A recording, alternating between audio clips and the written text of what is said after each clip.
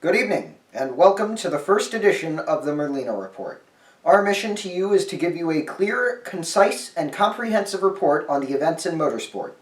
And some days, if warranted, we will cover stories from the real news as I see fit.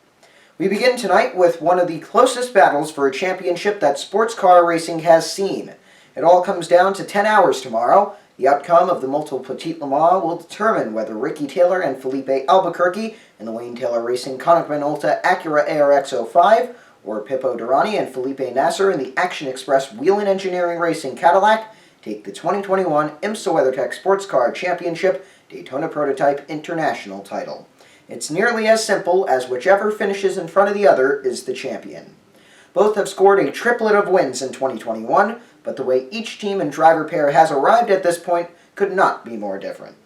Everything has changed for Wayne Taylor Racing in 2021. The team switched from Cadillac to Acura. Ricky Taylor returned to his father's team after 3 seasons at Penske, and Albuquerque joined the outfit after doing the endurance races with Derani and Nasser last season. The team came out strong, winning the Rolex 24 at Daytona and the first sprint race of the season at Mid-Ohio, and added another win at WeatherTech Raceway Laguna Seca. Whelen Engineering Racing, on the other hand, is the story of consistency.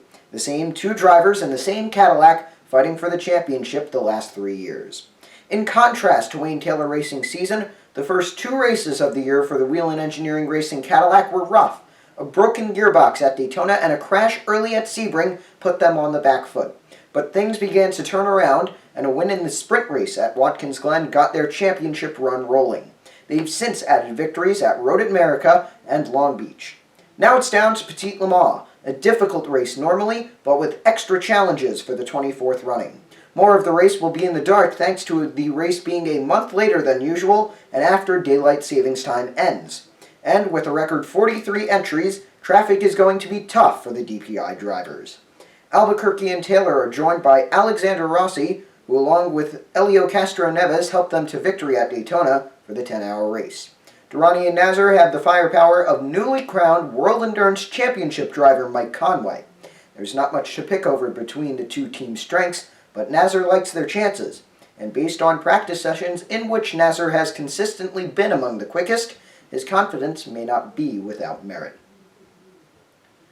Wayne Taylor Racing and Action Express have taken the last 3 runnings of Petit Le Mans, with Wayne Taylor Racing having 2 of those and 3 overall. Both teams have also discovered how fortunes in an endurance race can turn in an instant.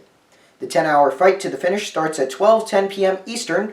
The first 3 hours will be broadcast on NBC before switching over to NBCSN for the duration. You can also follow along on IMSA Radio and come back here tomorrow for a comprehensive recap of the race. Next up is Formula One, where Lewis Hamilton will head the field for the Saturday sprint race at the Sao Paulo Grand Prix after beating Max Verstappen by almost half a second. The Briton nearly never looked likely to be beaten in qualifying after being comfortably fastest in opening practice. Both his laps in Q3 were quick enough to top the session, and his final attempt, a 1 minute 07.934, was 0.438 seconds better than Verstappen's scruffy fastest lap. It was the first time Hamilton has topped qualifying since the Hungarian Grand Prix in August, and only the 4th time he's been fastest this season. Though the sprint weekend format and his 5-place grid penalty for a new engine means he won't be credited with a pole position. Verstappen was accepting of defeat, putting it down to a difference in power thanks to Hamilton's new internal combustion engine, and was undoubtedly buoyed to know pole will be his on Sunday if he finishes 2nd behind Hamilton in the sprint. Valtteri Bottas will start 3rd, the Finn 0.535 seconds off the pace of his teammate. Sergio Perez was just 0.014 seconds behind Bottas to take 4th on the sprint grid and complete the 2nd row. Pierre Gasly will head the midfield in 5th ahead of both Ferrari drivers. Carlos Sainz came in within 0.049 seconds of the Frenchman and his fellow 2019 Brazilian Grand Prix podium getter, but was a comfortable 0.134 seconds ahead of Charles Leclerc. McLaren's Lando Norris and Daniel Ricciardo followed. The pair split by 0.059 seconds.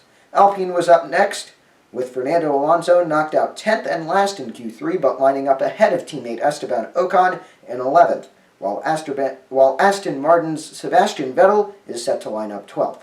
Yuki Tsunoda's three-race run of Q3 appearances ended with 13th in the classification, ahead of Alfa Romeo teammates Kimi Raikkonen and Antonio Giovinazzi, while Lance Stroll was 16th in the second Aston Martin car. Nicholas Latifi beat Williams teammate George Russell in qualifying for the first time in his career, the pair's 17th and 18th respectively. Haas drivers Mick Schumacher and Nikita Mazepin completed the grid in 19th and 20th, the last-place Russian emotional after having an opportunity to beat his teammate before running too deep into Turn 8. In other news, JR3 Racing is set to contest the full 2022 IMSA WeatherTech Sports Car Championship in the LMP3 category with Ari Ballou and Garrett Grist, the team confirmed on Friday. It will be the first full season for the Airbnb Ligier JSP320. Getting a head start on its program, the team is competing in this weekend's Petit Le Mans, where Ballou and Grist are joined by Spencer Pigot. JR3 Racing will continue its IMSA Prototype Challenge program with 2 entries. One of those for Ballou and Grist will run both series next season. The number 3 JR3 Racing Ligier JSP 320 will compete in the IPC lineup for the team. And NBC Sports has announced a significant upgrade to its broadcast plans for IMSA's WeatherTech Sports Car Championship. With the upcoming end to NBC's dedicated sports cable outlet NBCSN, IMSA will have all of its 2022 WeatherTech Championship events hosted on the big NBC network or its USA cable channel. From the 2 outlets, 80 hours of programming will be offered, with 12 hours reserved for NBC across the Rolex 24, WeatherTech Raceway Laguna Seca, Canadian Tire Motorsports Park, and Petit Le Mans. That is our report for this evening. I'm Matthew Merlino. For all of us here at MDM Sports, have a good day, good weekend, and come back here tomorrow at around 9 p.m. for a comprehensive recap of Petit Le Mans. Good night, everybody.